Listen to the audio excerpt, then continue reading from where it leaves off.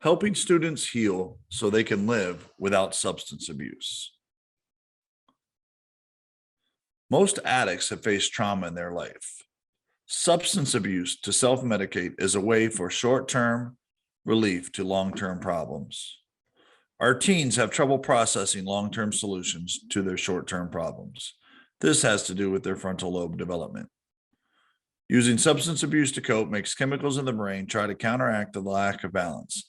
This leads to more abuse. On each of these, you have links that you can click on to learn a little bit more about the information I just said. Causes of trauma. We discussed 5 major causes with different people that we know that are in recovery. Death being one of them. Abuse being another one. Abandonment and how it feels. Divorce. And relationships, peer and romantic, how they perceive their friends and romantic acquaintances view them based on material possessions and social media opinions. Each of these videos have links that can help educate the students on how their brain interacts with social and emotional anxiety, how alcohol and cannabis impacts their brain. These are just 4 of the videos out of the 28 that Osmosis has to help kids understand the science behind the brain. Death. It's sudden and very painful at any age. As a teacher, I have encountered many of my students that have passed away as a direct or indirect result of substance abuse. Dexter was one of those students. Dexter did everything right. Dexter was in my class in 7th and 8th grade math. And Dexter did everything that he did to raise his grades, get his behavior up, and do everything he needed to do to go to college. He received a scholarship to Louisville to play football.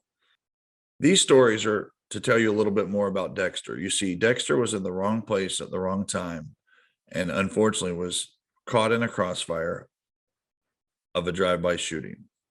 This tells you a little bit more about Dexter and how people felt about Dexter. Abuse. Many students suffer abuse and turn to substance abuse to help them cope. Physical abuse, mental abuse, and sexual abuse by adults around them. Abandonment. Single or both parents missing in their life, leaving them as an orphan. Unknown biological parent, father taking off and leaving them, similar to my father.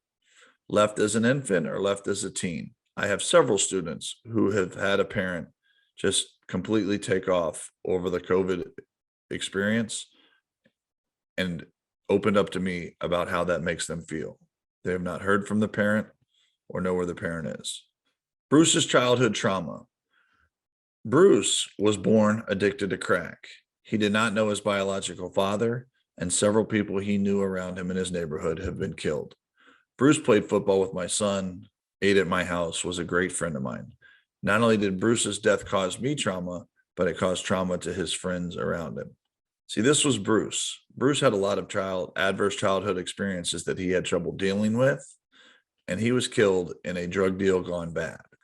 Bruce's life grew great positive personality. He played football and he played the drums in the church band. Unfortunately, he also used drugs to cope with his adverse childhood experiences. And he also sold drugs to make money so he could impress others. Which one of these 5 do you think killed Bruce? Victor. Victor Riding was in my 8th grade class. Unfortunately, Victor was abused. His mother was abused before and after Victor was born, and they left to escape the abuse. But unfortunately, Victor was sexually abused by a young man that was close to the family that caused him severe emotional trauma. This is Victor now. Victor has gotten help, and he says that the day that he killed that the man, when they were invading the house to try to get money to buy more drugs, that Victor was on drugs and barely even remembers what happened.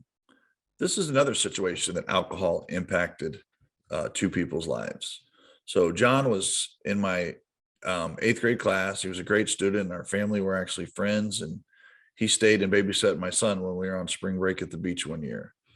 So John's family owned some land that was getting ready to get developed that had some homeless people on it. And he was out riding in his four-wheeler.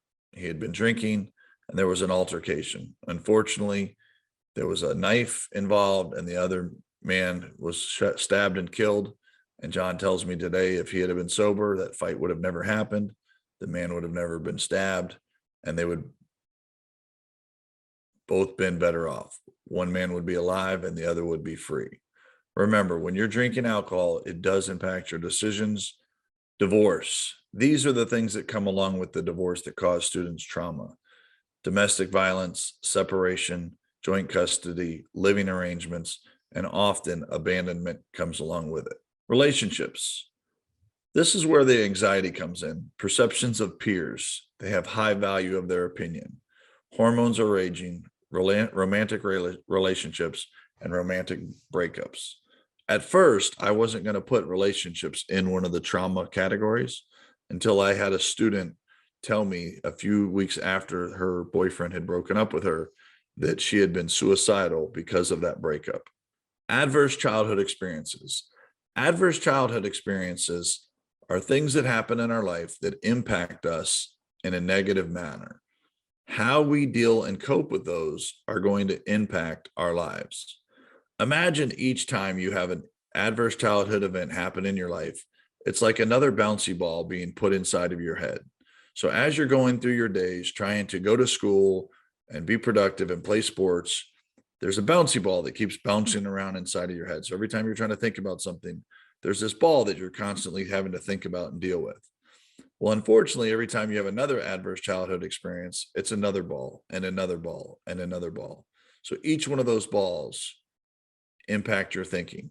This kind of gives you an example of how adverse childhood experiences impact us from a statistical standpoint. It impacts heart disease, attempted suicide, smoking, alcohol, drug use. We have to help students deal with these adverse childhood experiences before they start using drugs and alcohol and abusing them. Because what happens is when you use and abuse drugs and alcohol, it often leads to other adverse experiences that you have to deal with. There's shame and guilt that goes along with those experiences when you are under the influence of drugs and alcohol. How can we get you help? Hope to Heal, guidance counselor, school therapist, peer support, and group therapy. Do not struggle with your adversity alone. Please get the help of others and professional help. School therapist. These therapists that can come to the school have been trained for 6 years on how to deal with students and adults that have gone through similar adverse childhood experiences. Breaking the cycle of trauma. The sooner we can heal, the sooner we can live a happier, healthier life.